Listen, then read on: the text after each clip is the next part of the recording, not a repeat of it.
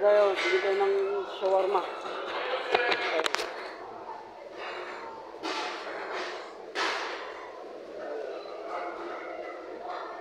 Ayun yung mga shawarma nila. Daming tao sa ano. Mama Nora.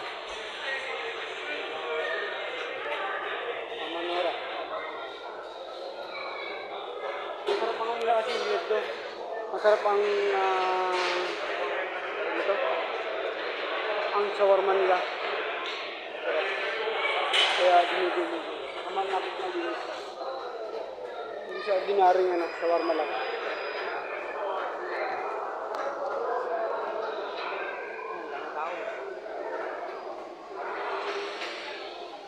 Ayun. Kawaway. Hello. Tumulong tayo. Bigyan tayo shawarma. Nandun si ano eh.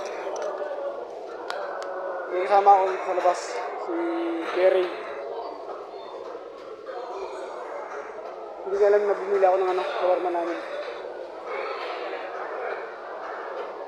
Kaya lang, may shawarma dito. Medyo mahal. 30 real isa. Okay lang. At least, masarap naman siya. Dito na